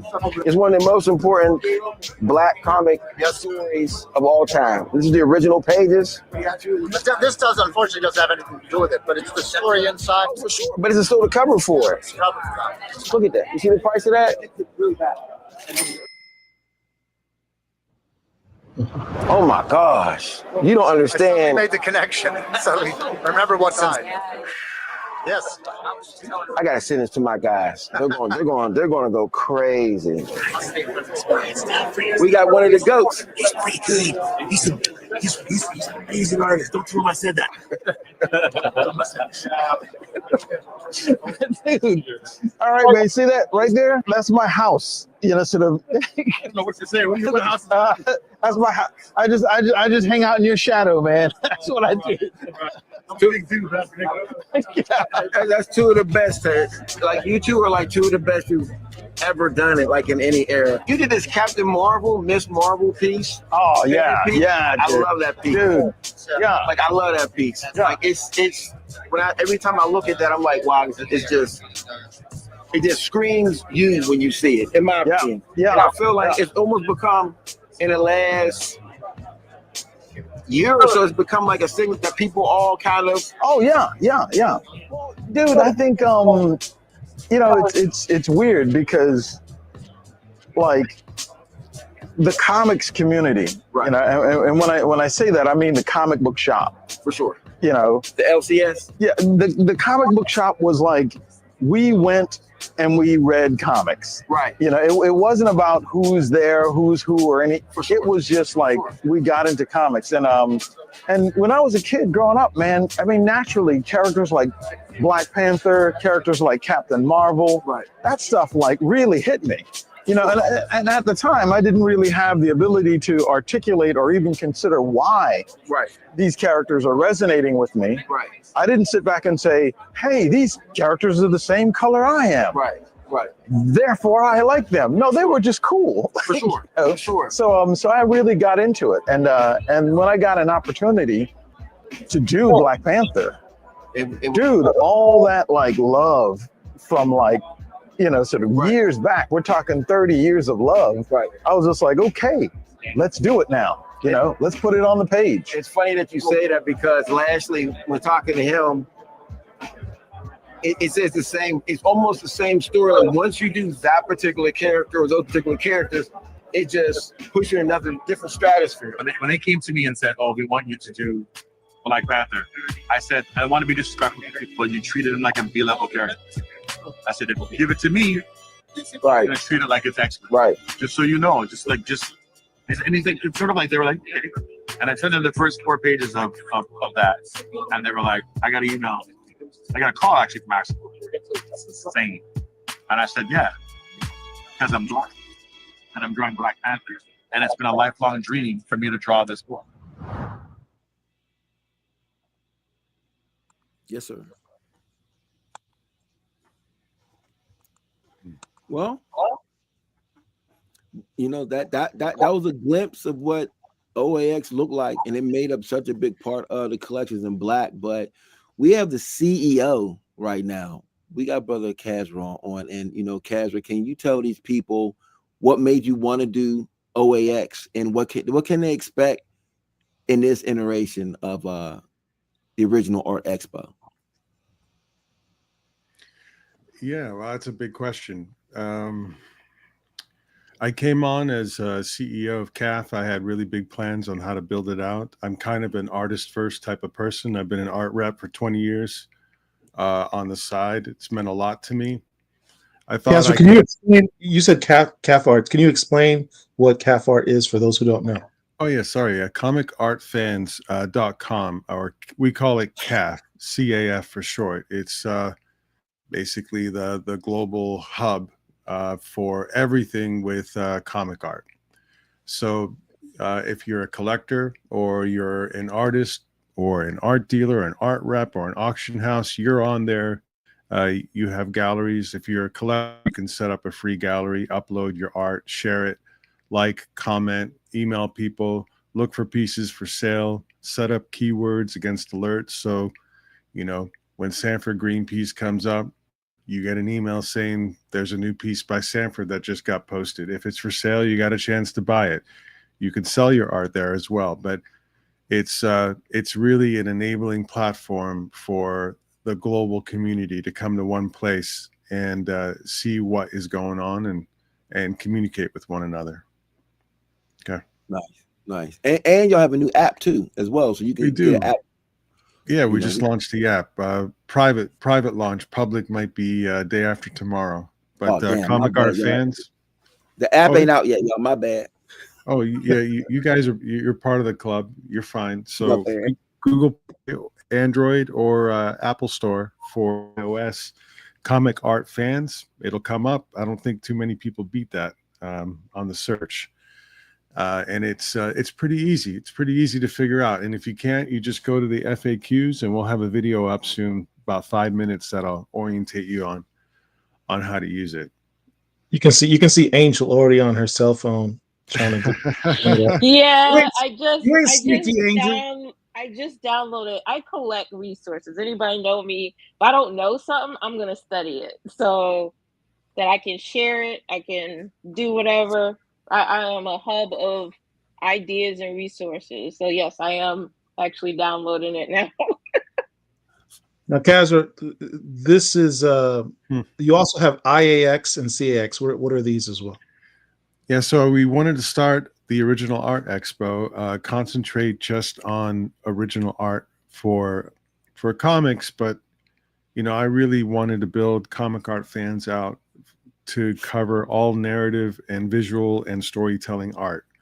So the Lucas Museum's mission statement is kind of my North Star about what narrative art is storytelling and visual storytelling art, and it includes illustration and animation, film and movie related art, storyboards and things like that. And I wanted OAX to be the platform to build out all those different components of narrative art. So we did, first year we focused on what we did, which was mostly comic art and comic strip art. There were some illustrators there, and there are people that jump to all different kinds of fields and do all kinds of work, right? And so the year 2 surprise was to create the Illustration Art Expo, which is IAX, as part of OAX, which is a dedicated 5,000 plus square foot room with like 13 exhibitor booths with some pretty serious illustrators invited to it. And to also start Card Art Expo, which is CAX, which is everything related to sort of non-sports storytelling type based cards. So Marvel cards, DC cards, and Magic the Gathering, and all kinds of IP related to the comic book world. Any art that was created for those cards, which is just a huge field, falls under the Card Art Expo. And they have 2 rooms now as part of OAX. One of them is a show floor with 11, 12 booths, flying in sketch artists, a couple from Canada. And there's a second room with a double special art gallery. Wow, there you go. Thank you. That top yellow one right there. And there's even like a box break battle event where these guys are going to be breaking card boxes and competing against one another and live streaming. So they're housed within OAX now, and these are like the different components that we want to build out over the next few years, and there's a few more coming in the next few years. So let me ask you this, Brother Kazra, when we get back to the comic art, for somebody who's on the fence of coming to this or not sure if this is for them, you know, what would you say? Watch Big Phil's video, then maybe watch it again, and if you don't react to it, go do something that brings you more joy. Damn, there we go. I'm not mad at that whatsoever. No, if I mention your name a couple times, it's going to be a good answer, right? But the thing is that you know Big Phil, you were there. The Yes, sir. first year we were just making up language, you know. I mean, not that we were lying, but like, what is this show? What's it going to be? We were Right. trying to describe it to people, and it was hard.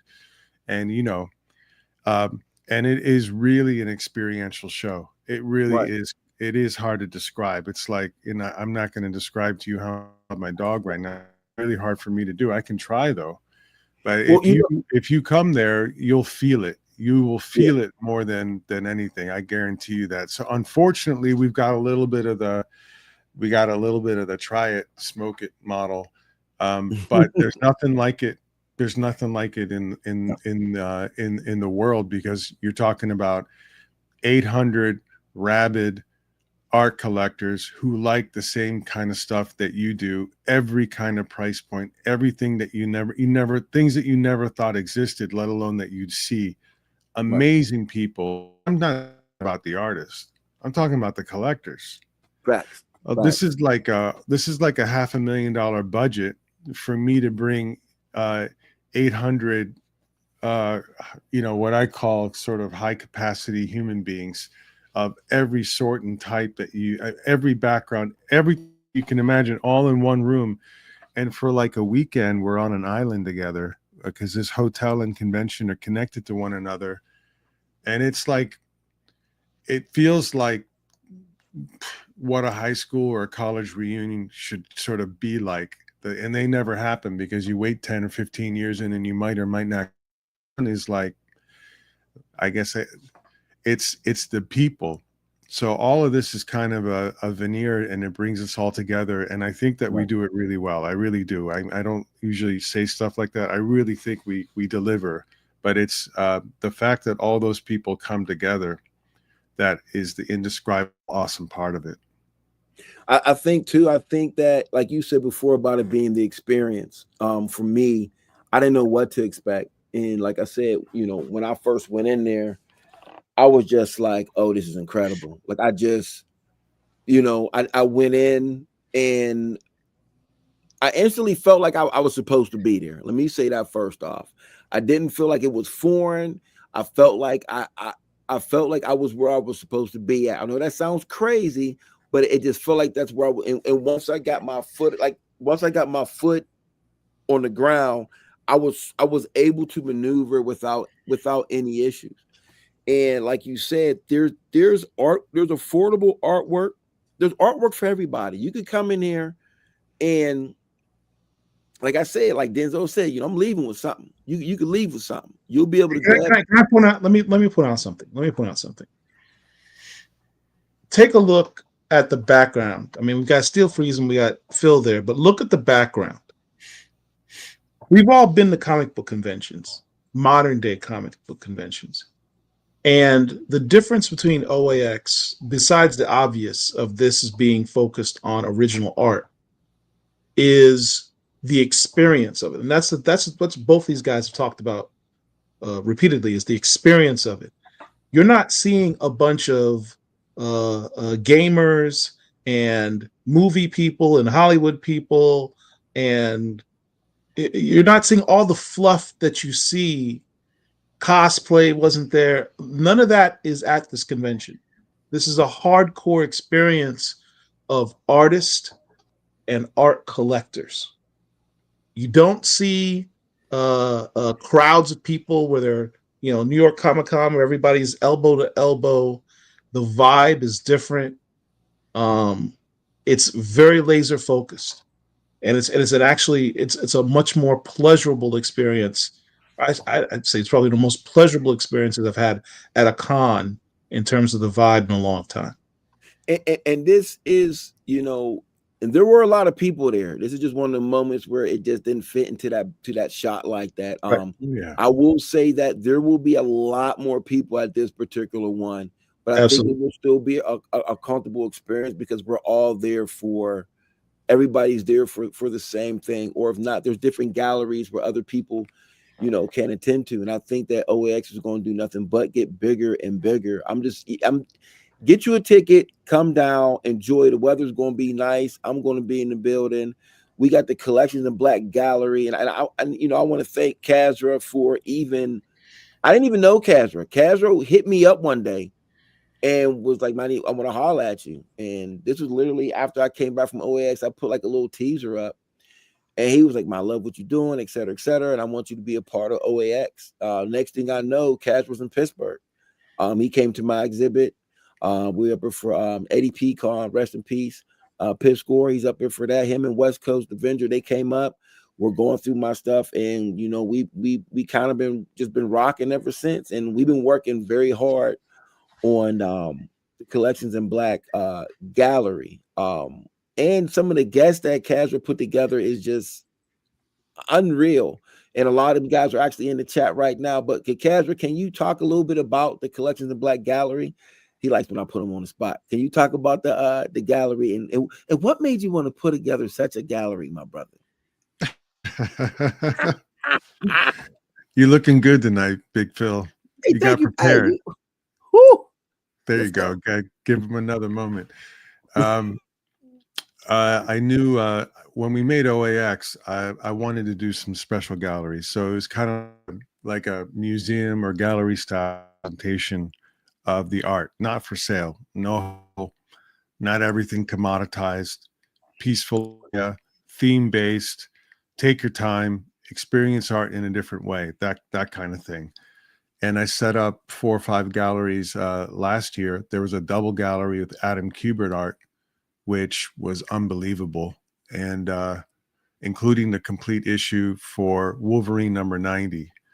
And the Korshak collection, a family illustration collection that had unbelievable stuff in it. Comic Connect, the auction house in New York, brought down some the Make Grown Men Cry gallery. And then there was a 30-year retrospective of Marvel Masterpieces card art, stuff like that. So I think your question was, Big Phil, why special galleries and why Collections in Black? Is that right? Yes, yeah. sir. So this year, real early on, I come up with I have a long list of stuff I tried to build OAX out with. Year 2, year 3, year 4, I've got it planned out. Year 2, expand to the whole convention hall, create and launch the Card Art Expo and the Illustration Art Expo, and bump up the production. You're going to see the production of the show is a lot more like an art fair this year than anything. Sort of, present the art in the right kind of way. And then with the special galleries, know that I want a complete book every year you can just stand in front of a complete comic book. It's just nothing like it. It's the strangest, oddest, coolest, weirdest thing. And my theme was going to be related to the African Americans' Black experience in American comics. That was going to be the theme. So I loved what I saw with Big Phil's work, and I was upset that I only had 2 Black artists, one of OAX, just being completely real with you, completely upset that I didn't have more women artists there, not for a lack of trying, but it was hard. And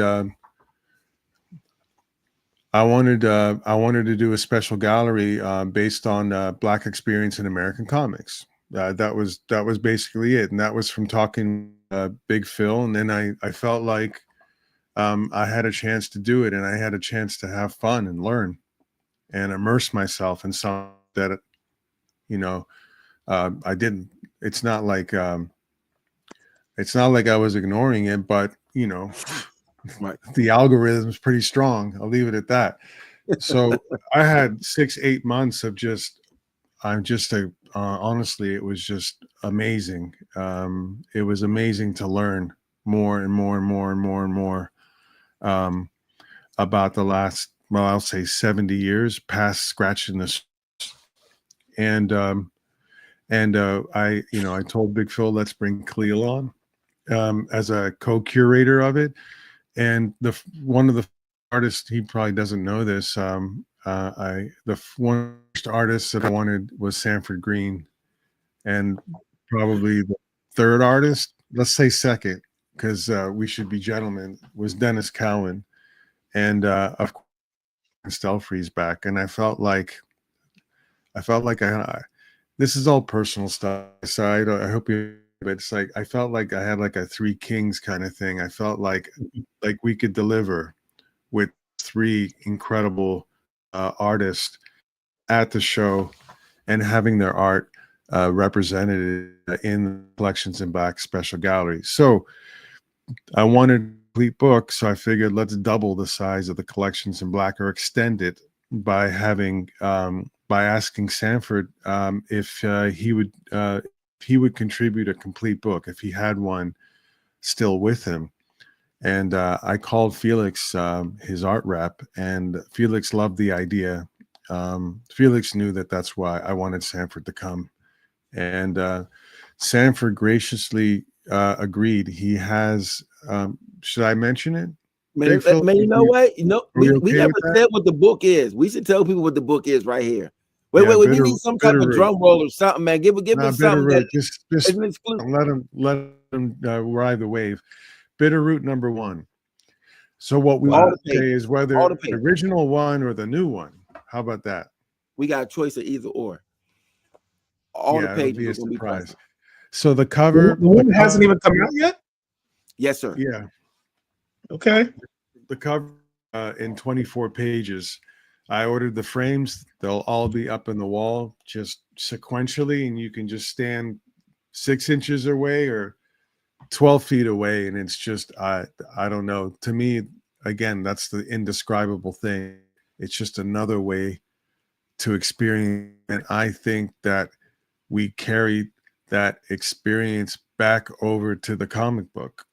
I really feel like the art might be one of the keys to rejuvenating some of our love for comic books. I'm not speaking for everybody at all. I'm saying it's healthy. Yeah, that's facts. That's facts. You can't have one without the other. I know there's a lot of people that they're like, well, I've graduated to original art. I don't collect comics anymore. I'm like, well, if the comics aren't here anymore, then the art doesn't exist. You need to have both. So, and I'm just thankful that, we were able to come to that, and shout out to Sanford for letting us get Bitterroot #1. Yeah, all the pages. Let's look good. All the pages. All the pages. Yeah. And we have some other, and also I'm gonna give a shout out to the Kirby Foundation. Do you want to talk about the Kirby Foundation, Brother Kazra? Yeah, sure. I work with the Kirby Museum and Rand and Tom there. I talked to them about the special galleries. I talked to the collection play, and you're missing a Kirby Black Panther piece, and it didn't feel right. And they had one for us, a beautiful sort of classic action page. It's not a splash. It's not meant to impress, fellow collectors and things. It's a real page by the man of the character, full display over 6 panels. So the Kirby Museum will have a piece in Collections in Black. Yeah. There's a lot more. There's a lot more than that, though. A lot more. Yeah. Oh, there's a lot more. There's tons. I mean, some of the pieces we got, and we all put our thinking caps on and our resources, and it's been a lot of different meetings and talks, and we all kind of got together, and we making it happen. We make it happen. It's next week. Yeah, tell me about it. So the 50th anniversary of Storm is 2025, and I caught wind of Marvel having a lot of plans, and we definitely wanted Storm heavily represented. Heavily, especially after today, right? That was a good text. It was, wasn't it? It really was. Yeah, it really was. I mean, Storm is, you can't have enough Storm.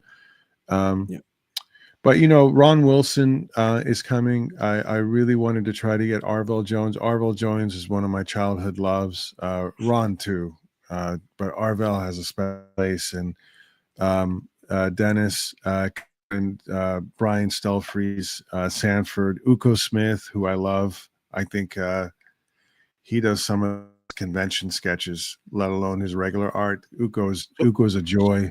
So Marco Rudy. Me and Uko working on something, but we'll talk about that later. We working on Does something. it involve a motorcycle? No, I know he loves cars and motorcycles, but we working on something. Marco, who's an incredible, check out his work, and Damon Hampton, who's I would say a little bit on the earlier side of his career in comics. Real great indie creator, does incredible work, and he's a milestone initiative artist, part of the inaugural class of the initiative artists at my. So yeah, we've got a good group of people, but outside of that, I mean, we've got Humberto Ross coming to Mexico, and so I think Dennis his career at San Diego Comic-Con, and he started at Milestone, and Bob Layton, who created Rhodey, James Rode, and House Jansen. We have people that are involved and have cared and carried the torch in their own way for a long time. And we're not making a political or statement. We're basically saying, here's something beautiful, historical, remarkable, and exceptional. Shut the hell up and look. There we go. Oh, that's a slogan. Shut the hell up and look. We gotta get that front end. You like that back end? I like that. It's all dope. Yeah. It's all dope. But yeah, so it's OAX is going to be an experience, man, and Collections in Black tomorrow is the reception, the closing reception at the August Wilson Center. So if you're in the Pittsburgh area, we're going to have the closing reception tomorrow, 6:00. I'm DJing. My man Cam Chambers is going to be performing. We're going to have other DJs as well, and we're going to do like another walkthrough of it. And then next week is OAX, and then after that, there's more to come. Shout out to the Black Comic Lords, because they will also be at OAX, and we'll be working that particular situation out. So OAX will be reporting back to y'all, and y'all will get firsthand look from the people you see on the screen right now. Yeah, Angels getting media. Angels getting media. Casual, your mic's breaking up just a little bit. Just want to let you know. Yeah. I said Angels getting media creds. I got to get back to you about that. We got a media pass. Yeah, I'm waiting. Yes. That's new. That's new this year. We just made it for the first time. Yeah. I'm surprised my internet's held up. Honestly, the first 45 minutes I was back there, I was up and down the stairs, reset but and I apologize for having you on hold for 45 minutes, brother Casual, man. That won't happen. Oh no, we'll talk about it. You gotta do more than apologize. Paul, you're coming to OAX, yes? Yeah, I was there last year. I'm definitely being there again this year. Yeah, I don't even remember last year. All those videos afterwards were amazing for me. Yeah. So if you're in the Orlando area, or and listen, bring your family down. We go across the street. Right across the street is Universal. That's what I'm doing. That's right. And it's a very dope experience. Don't let the price tag scare you. You go spend that on a pair of Jordans. So let's not play these games. Jordans cost more. My bad. Yes, so they do. They cost more. So come down, have a good time, and like I said, there's something in there for everybody, and it's just a great experience. And if you miss, you want to get in there early, because you want to be one of those early adopters to say, man, I was here. I was here. And look, the Collections is Black is going to be in the building. There's just so much. It's an experience. That's all I have to say. And it is not. We can't describe it. I can't describe it as well as I want to.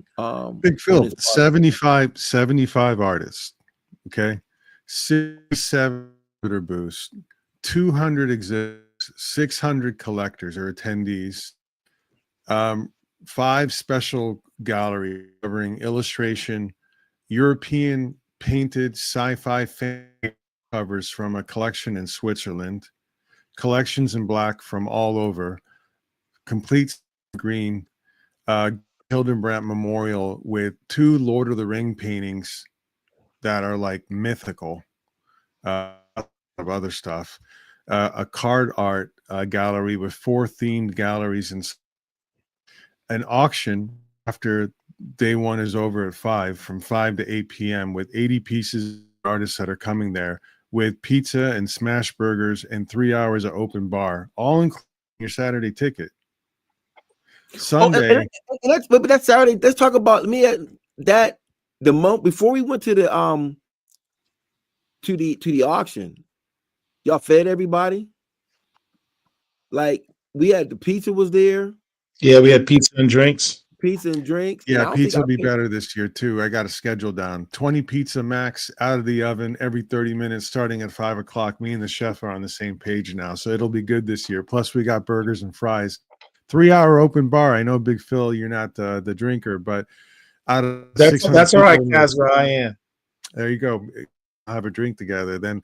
And on Sunday, you got all that kind of streaming going on in panels in some of the rooms, including the special galleries and the Card Art Expo special gallery live streams all day.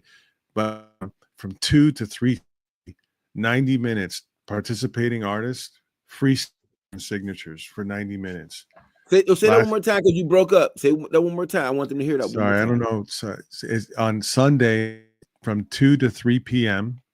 There's a 90-minute free sketch and signature event from artists that sign up for it. Last year, 30 of the 60, including Adam Hughes and Jimmy Palmiotti, and I mean, it was crazy.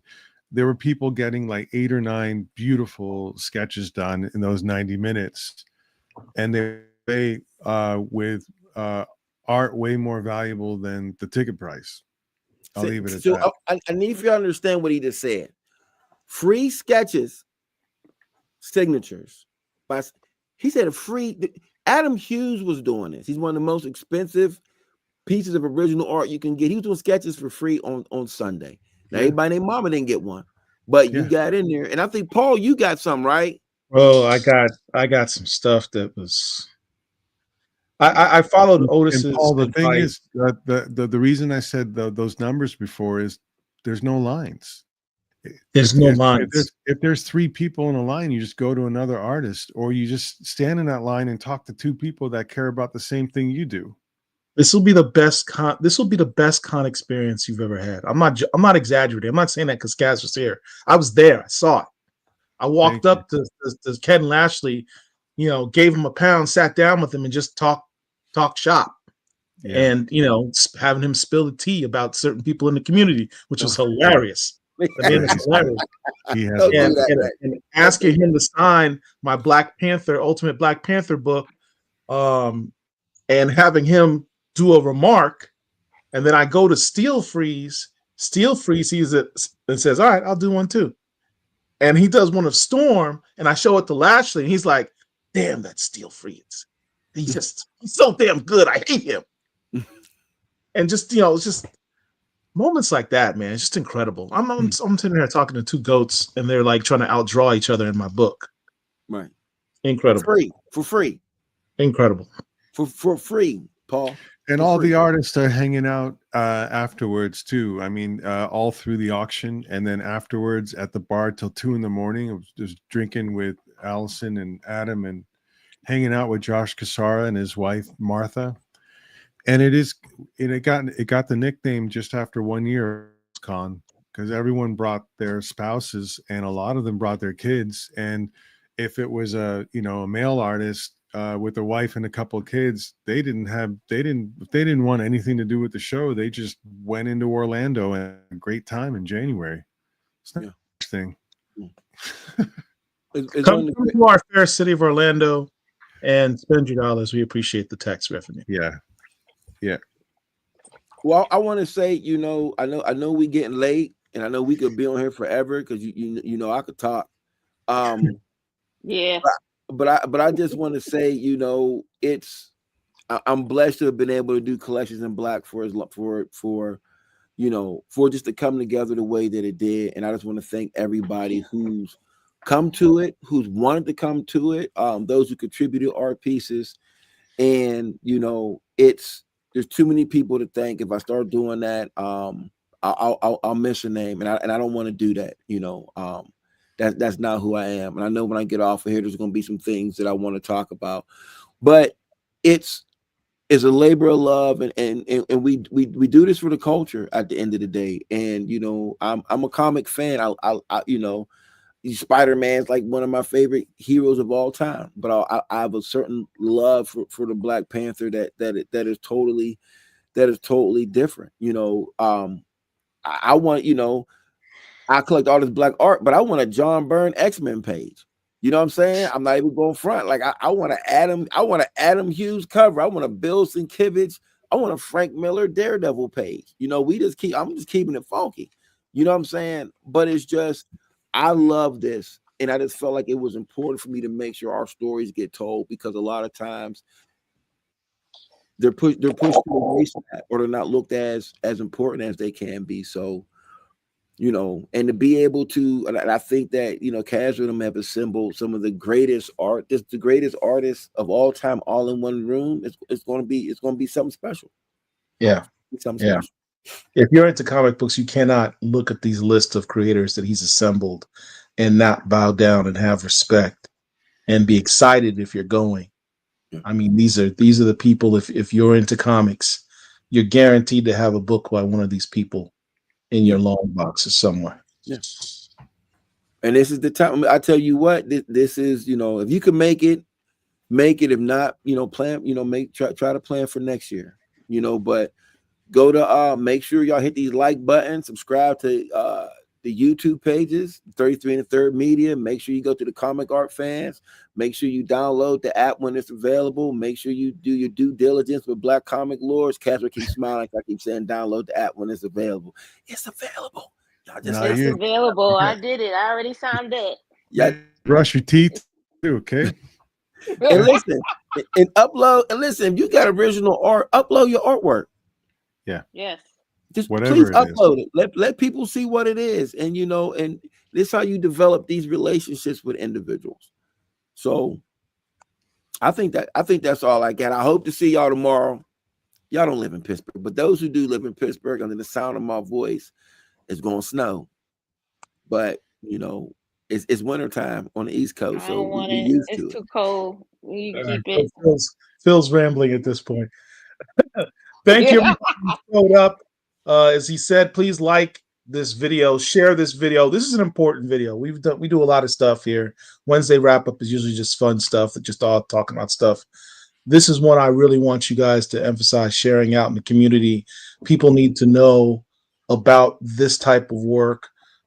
Give Phil his props for his contributions to the culture. Let people know about Orlando Art Expo next week here in Orlando. This is an event that if you have the opportunity or the capability, you should definitely come to. I guarantee you a good time. There's no guarantees in life. I guarantee you a good time at this place. Want to thank Kazra for you showing up. Appreciate you, man. Look forward to breaking bread with you next week. Have a drink. Thanks for the channel too. Love the channel. Absolutely. Thank you both. Thank you. Appreciate it. Phil, see you next week, right? Yeah. Yeah. All right. Black Comic Lords, we got you. Peace.